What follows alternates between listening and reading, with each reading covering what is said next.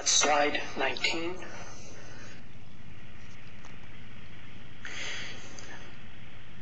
This RAI asks for information about the limits for reactor coolant system activity for something known as dose equivalent iodine. And to help with the understanding of the RAI, I've provided at the bottom of page or slide 19 an extract from the return to service report that we submitted, which is known as reference 1 in section 9.3 that's discussed in the RAI. Thought that would help clarify and provide additional information about what's being requested.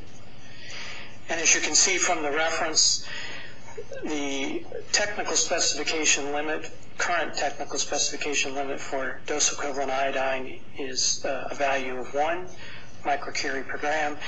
And what we're doing in this change is reducing that limit by 50% to 0.5. If you'll turn to the next slide, slide 20.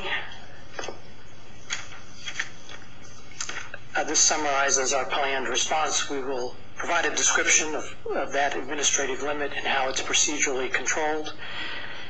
And as I mentioned earlier, in response to RAI 10, we have a site program that the plant operators participate with site management in called the operational decision-making process.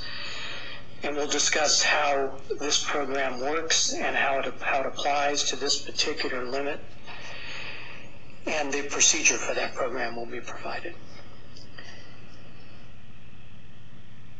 So again, does the staff have any questions about our approach to this response?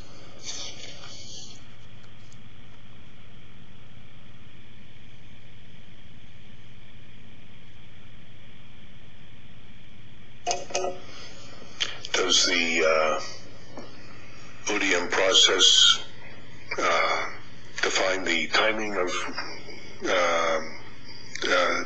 various action points within the decision-making process? So the question is, does the ODM process provide timing for response? Yes. Something like this.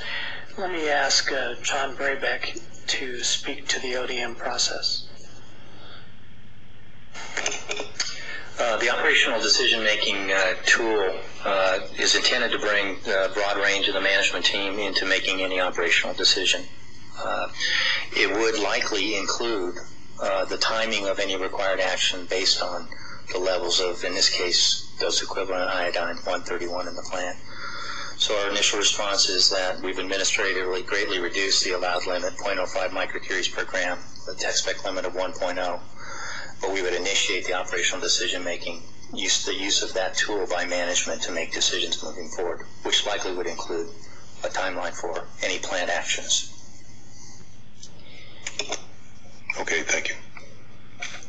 Thank you, Emmett. If we could turn to slide 20.